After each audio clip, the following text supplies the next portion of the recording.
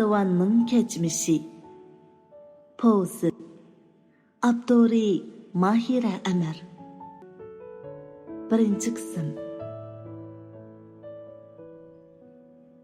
Yurtumdaki dem ilişim naydi tezla toşup kaldı. Men ata-anam ve urug' tuqqanlarim bilan xo'shlashib, xizmat o'rnimga qaytish uchun avtobus bekitiga keldim ve bilet ilib avtobusga chiqib, o'rnimni tepib o'ltirib, ündidarimdagi uchurlarga javob qaytarishga boshladim. Qiziq. Hamma narsani unutib qolsaqmi, yanfonni unutib qolmaydigan bu zamonda yanfon kompyuterning, portmalning, telefon dafterining o'rnini ep bo'lgan bo'lib, bizga nurg'un qulayliklarni ep kelgan bo'lsa-mu, lekin biz ko'p hollarda uning ichidagi rangarang mavhum dunyoga mabdum bo'lib qolib, oramizdagi mehr muhabbat so'zlashib ketyotadi. Bir chaqda avtobusga 28 yoshlar atrofidagi zilva bir qiz chiqib, yeshig'i mos kelmagan bir mayuslik chiqib turgan ko'zlari bilan bo'sh o'rin izlashga boshladi. Men bir tarafga surilib, yenimdagi bo'sh o'rinni ko'rsatdim.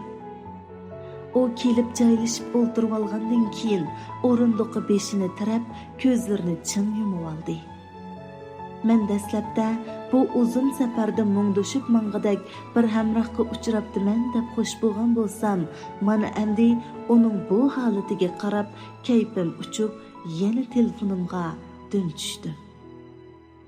Bekatda bir tarafda mashinalarning signal bergan ovozi, yana bir tarafda kimlarningdir bir-biri bilan xo'shlashgan, varqirashgan ovozi qo'shilib, qaynam tashqinliq bir holatda o'z turmushini davom etmekte edi. Mening munu mo'rmas safardishim bo'lsa, bularga qarg'udak hapsilisi yo'q. Ko'zini mahkam yumib o'ltiradi. Tushga yaqin avtobus oxiri qo'zg'aldi. Yo'lovchilar dastlabda bir-biri bilan tanishib, qizg'in paranglashib ketgan bo'lsa, amdilikda bir-birlab uyquga ketgan edi. Ularga qarab, meningmi ko'zim uyquga ilindi. Mashinadan tushinglar.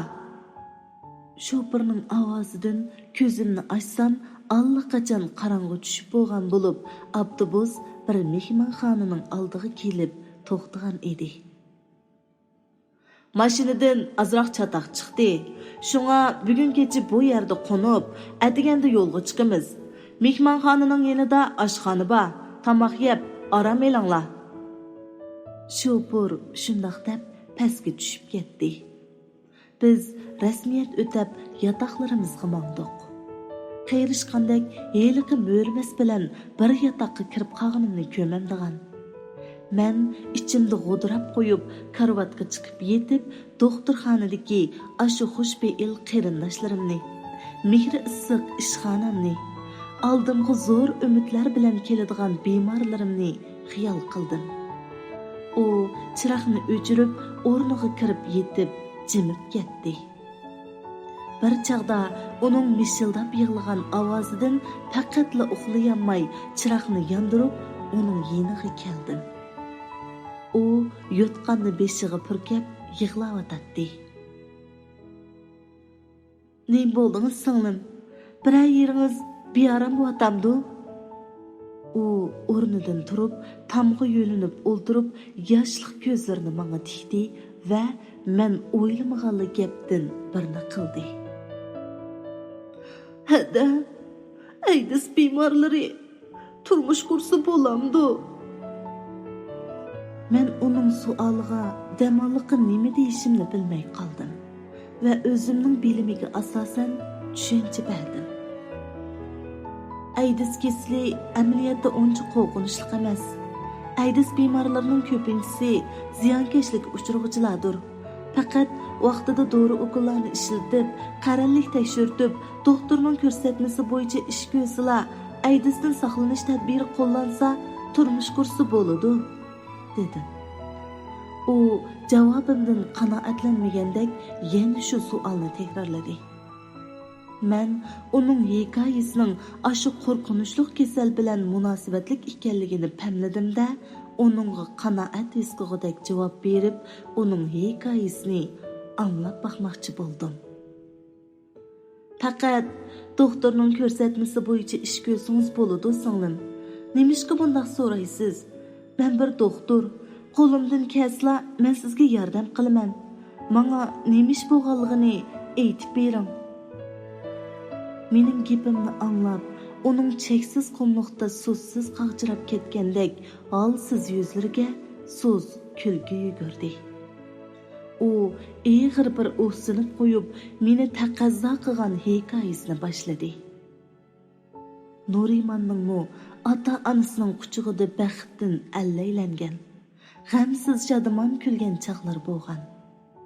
Uning onasi bag'mo mehri issiq bir ayol edi.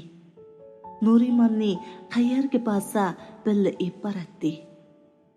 Dadisining bo'yniga minib olib, o'g'il bolalardek sho'xlik qilib, dadisini at etib o'ynashni bag'mo yaxshi ko'radi. Nuriman 5 yoshga kirgan shu yili onasi singlisi Faridani yengidi. Afsus, tug'uti qiyin kelib, bir hushidan ketgan peti qayta hushiga kelmadi. Lig'ildab turgan qip-qizil bir parcha go'shga o'xshaydigan Faridani dadisining qo'liga tutqizib, bosh chayqishib kirib ketishdi. Mana shuningdan boshlab bu oilaning barliq ig'irchiliklari dadisining zimmasiga yuklanib, tog'da qaddi qomati egildi. Parqaraq ko'zlari vaqsiz tushgan qo'riqdan qo'rildi. Bechora dada Faridani bekib cho'nqig'icha ming o'lib, ming tirildi. Lekin qizlari uchun qilchi voysimidi.